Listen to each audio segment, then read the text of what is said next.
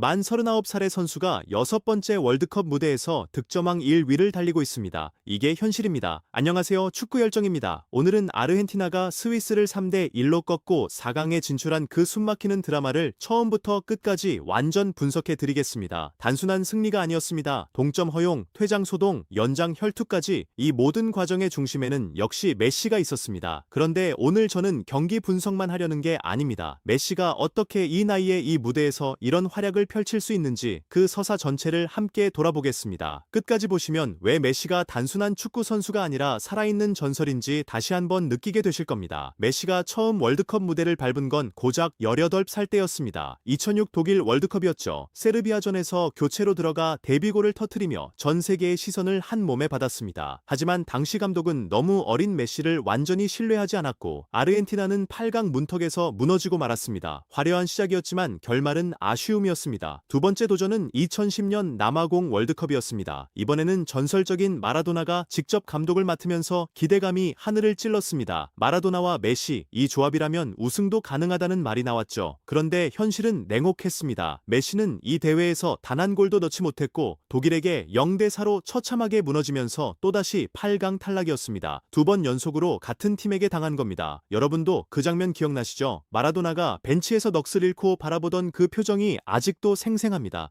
그런데 여기서 반전이 시작됩니다. 2014 브라질 월드컵에서 메시는 드디어 날개를 활짝 펼쳤습니다. 조별리그부터 토너먼트까지 4골을 몰아치며 대회 최우수 선수상인 골든볼까지 품에 안았습니다. 결승까지 올라간 겁니다. 우승 코앞까지 갔었죠. 하지만 결승에서 또다시 독일을 만났습니다. 0대1, 연장 후반 막판에 터진 골 하나에 모든 꿈이 무너졌습니다. 독일이 아르헨티나와 메시의 진짜 천적이었다고 해도 과언이 아닌 상황이었습니다. 2018 러시아 월드컵은 달랐습니다. 독일이 한국에게 패배하면서 조별리그에서 일찌감치 떨어졌거든요. 드디어 메시 앞에서 천적이 사라진 겁니다. 이보다 좋은 기회가 없었을 텐데 아르헨티나 자체가 역대 최저 수준의 경기력을 보이면서 스스로 기회를 날려버렸습니다. 조별리그부터 탈락 위기를 겪으며 겨우겨우 토너먼트에 진출했고 16강에서 프랑스를 만나 3대4로 패배했습니다. 당시 갓 20살이 된 음바페가 멀티골을 터뜨리는 동안 메시는 무득점에 그쳤습니다. 그 장면은 지금 생각해도 씁쓸합니다. 기회는 있었는데 팀이 받쳐주지 못한 가장 아쉬운 월드컵이었습니다. 그리고 2022 카타르 월드컵, 메시 스스로 이번이 마지막 월드컵이라고 선언했습니다. 실제로 아르헨티나 홈에서 작별 인사까지 했죠. 라스트 댄스라고 불렸던 그 대회에서 메시는 진짜 주인공처럼 맹활약했습니다. 7득점 3도움을 올리며 결승에서 2골을 터뜨렸고 음바페와 손에 땀을 쥐는 명승부를 펼친 끝에 승부차기로 우승컵을 들어올렸습니다. 월드컵 서사가 드디어 완성되는 순간이었습니다. 전 세계 팬들이 함께 눈물을 흘린 그 장면, 저도 그날 밤을 잊을 수가 없습니다. 그런데 여기서 이야기가 끝나지 않았습니다. 만 39살, 한국 나이로 40 언저리의 메시가 6번째 월드컵에 출전한 겁니다. 이번 2026 북중미 월드컵입니다. 솔직히 저도 처음에는 상징적인 역할 정도를 기대했습니다. 그 나이에 필드 플레이어가 풀타임을 뛰며 득점까지 기록하는 경우는 역사상 없었으니까요. 메시보다 나이가 많은 선수들은 대부분 골키퍼였습니다. 필드 플레이어로 풀타임을 소화하면서 득점까지 기록하는 경우는 사실상 없었다고 봐야 합니다. 8강에서 탈락한 포르투갈만 봐도 호날두가 출전했지만 솔직히 팀 전력에 도움이 되지 못했습니다. 그런데 메시는 완전히 달랐습니다. 조별리그부터 8강까지 혼자서 8골을 터뜨렸습니다. 월드컵 최다골, 최다 도움, 최다 공격 포인트, 최다 MOM, 최다 승, 최다 출전까지 미친 기록들을 연이어 갈아치우고 있습니다. 심지어 지금 이 순간도 득점왕일 위입니다. 제가 보기에 메시는 나이가 들수록 체력을 전략적으로 쓰는 법을 완벽하게 터득한 것 같습니다. 16강까지 통계를 보면 경기 시간의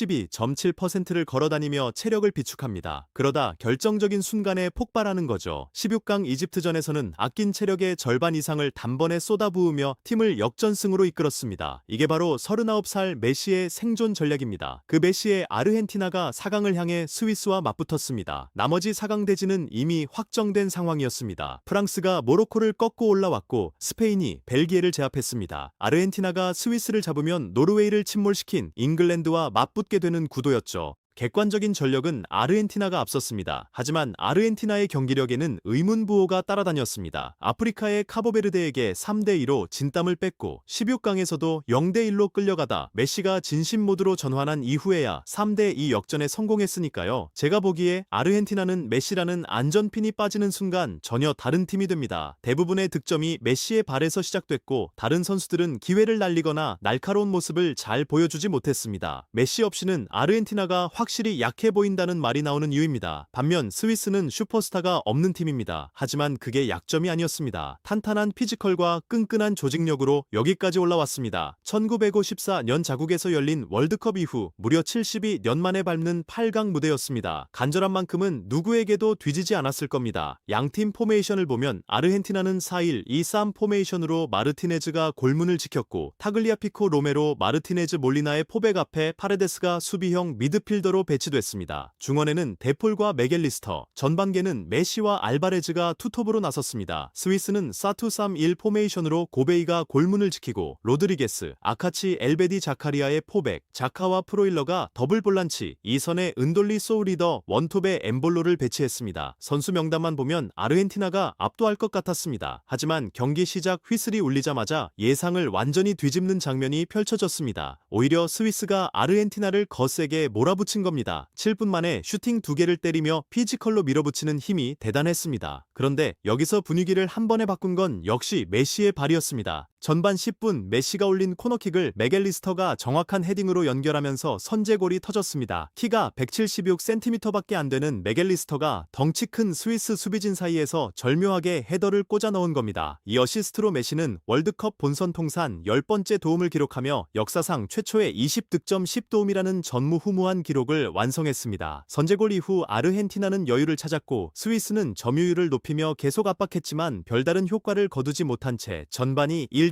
0으로 마무리됐습니다. 후반에도 스위스는 포기하지 않았습니다. 스타는 없어도 끈끈하게 뭉쳐서 전방 압박을 쉬지 않더라고요. 그리고 결국 후반 67분 아르헨티나 수비가 뚫렸습니다. 스위스의 윙어 은돌리가 이상적인 패스를 받아 측면 수비를 무너뜨리고 페널티 박스 안으로 진입했습니다. 각도가 거의 없는 위치에서 오른발로 파포스트를 정확하게 노리는 정교한 슈팅으로 동점골을 만들어냈습니다. 이건 운이 아니라 진짜 실력이었습니다. 스위스가 더 대단해 보이는 순간이었죠. 그렇게 1대 1이 된 상황에서 스위스의 분위기가 살아났는데 황당한 일이 벌어졌습니다. 스위스의 원톱 스트라이커 엠볼로가 퇴장을 당한 겁니다. 처음에는 아르헨티나 선수가 옐로 카드를 받았지만 느린 화면으로 보니 발이 닿지 않았습니다. 엠볼로의 할리우드 액션이었던 거죠. 아르헨티나 선수가 카드를 받는 바람에 VAR로 정밀 검토를 하게 됐고 결국 엠볼로의 연기가 들통났습니다. 거기다 이게 두 번째 경고였기에 엠볼로는 누적으로 퇴장을 당하고 말았습니다. 잘 나가던 분위기에 스스로 찬물을 끼얹은 셈이었습니다. 한 명이 줄어든 스위스는 그래도 똘똘 뭉쳐 버텼고 아르헨티나는 정규 시간 안에 득점을 추가하지 못하면서 연장전으로 넘어갔습니다. 39살의 메시가 또다시 연장전입니다. 감독은 메시를 절대 빼지 않았습니다. 4강을 생각하면 쉬게 해줘야 할 텐데 지금 이 순간 승리가 확정되지 않은 상황에서는 메시에게 의지할 수밖에 없었습니다. 팀의 에이스를 끝까지 믿고 가는 것, 저는 그 결단이 옳았다고 생각합니다. 그리고 연장 후반 드디어 터졌습니다. 훌리안 알바레즈가 페널티 박스 바깥에서 환상적인 중거리 슈팅을 때려 넣으며 아르헨티나가 다시 앞서 나갔습니다. 그 골이 터지는 순간 저도 모르게 자리에서 일어났습니다. 그리고 연장 후반 막판 라우타로 마르티네즈가 쐐기골까지 추가하면서 최종 스코어 3대 1, 스위스의 72년 만의 4강 꿈은 그렇게 막을 내렸습니다. 여러분, 이 경기에서 제가 가장 인상 깊게 본 장면이 뭔지 아십니까? 메시가 연장까지 120분을 소화하고도 동료들을 독려하며 그라운드를 누비던 그 모습이었습니다. 39살의 선수가 말입니다. 이건 단순한 체력의 문제가 아닙니다. 제 생각에 메시는 이제 경기를 뛰는 게 아니라 경기를 지배하는 법을 완전히 터득한 선수입니다. 62.7%를 걸어다니면서도 결정적인 순간에 폭발하는 그 능력. 이게 바로 30대 메시와 39살 메시의 진짜 차이입니다. 젊을 때는 몸으로 뛰었다면 지금은 머리와 경험으로 뜁니다. 그리고 그게 더 무섭습니다. 메시는 이 팀의 안전핀입니다. 그가 그라운드에 있는 것만으로 상대 상대는 함부로 공격을 전개하지 못합니다. 스위스가 10명이 되고도 끝까지 버틸 수 있었던 것도 결국 아르헨티나가 메시 없이는 쉽게 골을 뽑아내지 못한다는 걸 알고 있었기 때문입니다. 반대로 말하면 메시가 살아있는 한 아르헨티나는 언제든 이길 수 있다는 뜻이기도 합니다. 이제 4강 대진이 완성됐습니다. 비파 랭킹 1위부터 4위까지 프랑스, 잉글랜드, 스페인, 아르헨티나가 모두 4강에 오르는 정배 상황이 월드컵 역사상 처음으로 벌어졌습니다. 이것만으로도 이번 2026 북중미 월드컵이 역대급 대회라는 증거입니다. 음바페, 케인, 메시, 벨링엄의 득점왕 경쟁도 4강에서 계속 이어집니다. 세계 최고의 선수들이 한자리에 모여 격돌하는 이 무대 정말 눈을 뗄 수가 없습니다. 아르헨티나는 연장전까지 치른 상태로 잉글랜드를 만납니다. 잉글랜드 입장에서는 분명히 유리한 조건입니다. 아르헨티나가 체력적으로 소진된 상태니까요. 스위스에게 고마워해야 할 상황이죠. 하지만 저는 이렇게 생각합니다. 메시는 지쳤을 때 오히려 더 집중하는 선수입니다. 2022 카타르 월드컵 결승도 이번 16강도 그리고 이번 스위스전 연장도 메시는 항상 가장 힘든 순간에 가장 빛났습니다. 잉글랜드가 메시를 막으려면 단순히 체력 우위만 믿어서는 안 된다고 봅니다. 여러분 생각은 어떠신가요? 아르헨티나가 체력 열세를 딛고 잉글랜드를 꺾어낼 수 있을까요? 아니면 이번만큼은 잉글랜드가 메시의 신화를 끊어낼 수 있을까요? 여러분의 예측을 댓글로 남겨주세요. 어떤 의견이든 다 환영합니다. 다음 영상에서는 4강 또 다른 빅매치 프랑스 대 스페인을 완전 분석해 드리겠습니다. 음바페 대 야말 이 세기의 대결도 절대 놓치지 마세요.